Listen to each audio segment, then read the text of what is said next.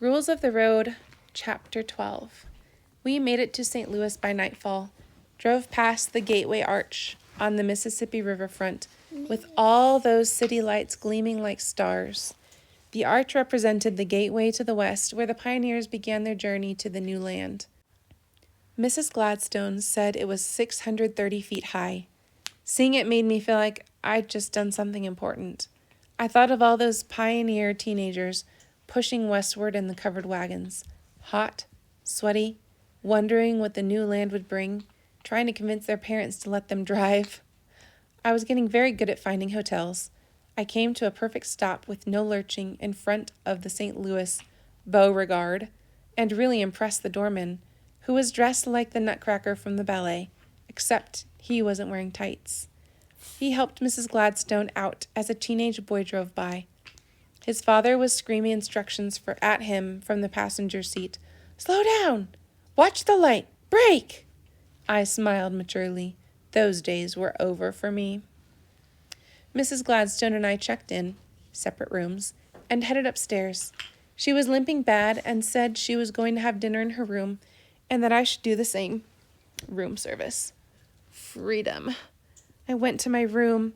It had a huge TV and a queen-size bed with a painting over it that looked like the artist put ink in his mouth and spat it back on the canvas. I flopped on the bed and felt at least 19. It would have been great to have Opal here. She's the first friend I've ever known who I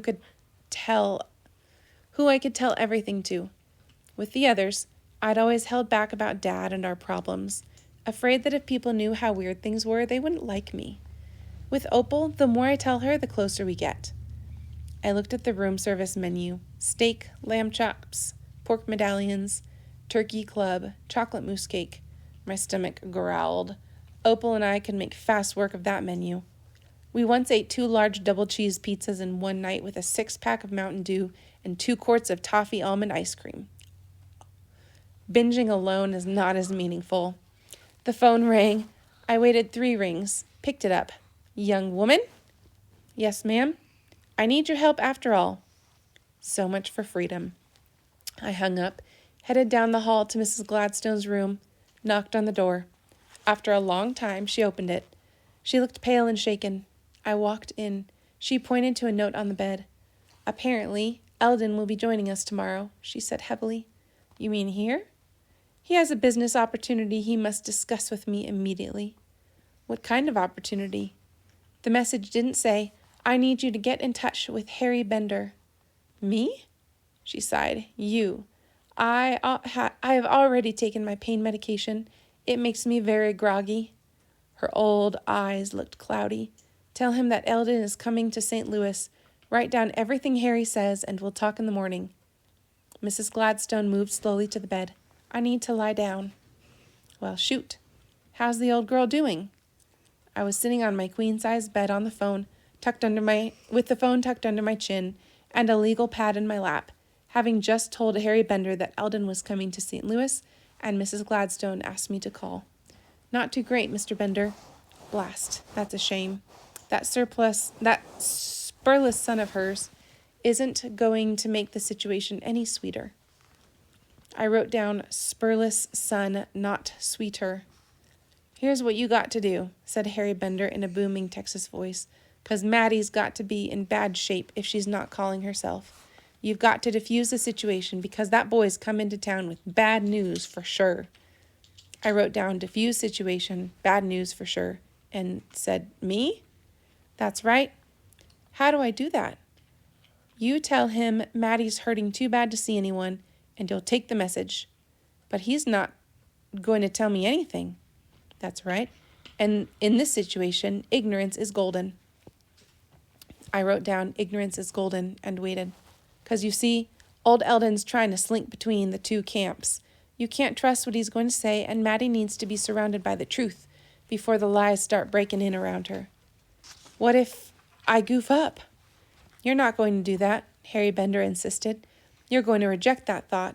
You're going to tell yourself you've got more than enough on the ball to pull this off. All you've got to do, no matter what old Eldon says, is to smile and tell him that you absolutely understand, but his mother can't see anyone today. But what if he gets mad at me? Harry Bender laughed. You just remember, never go punching a man that's chewing tobacco. Well, don't think it to death. Just approach him nice and friendly. You got any questions? Call old Harry. Nighty-night. Click. I wrote, never punch a man who's chewing tobacco. I think at the very least this should be a bumper sticker, but I'm not sure what any of this has to do with selling shoes. The next morning, I told Mrs. Gladstone everything Harry Bender said, right down to the never punch a man who's chewing tobacco part, which made her laugh out loud, even though she was hurting. I was sitting at a table by the front of the Ficus Tree restaurant, telling myself I had more than enough on the ball to pull this off, looking for Eldon Gladstone. He was 15 minutes late, which made me mad because for all he knew, he was keeping his own mother waiting, even though she was upstairs and I was her designated eater. The Ficus Tree had one of those English breakfast buffets that's so loaded with food it almost makes you forget how many people go to bed hungry. I was wearing my khaki suit that made me look older and my stacked leather shoes. Shoes are an important statement when you're meeting another shoe person, since shoe people always look at someone from the ground up. There was a jerk of movement, and Eldon Gladstone sped off the elevator, pushing through the lobby like he owned it. Talking angrily on a cell phone, he gave the hostess a sneer. I'm meeting my mother. He looked impatiently at the tables. Seeing him made me feel tired.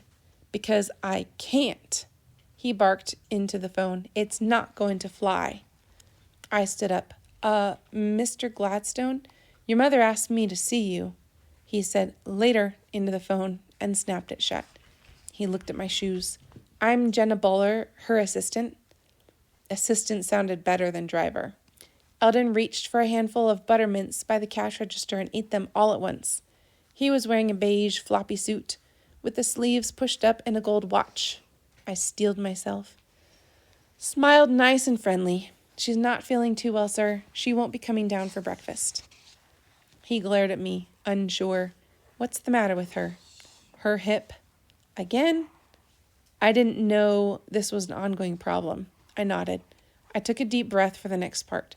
She said you could give me any messages, and I don't think so. I didn't either.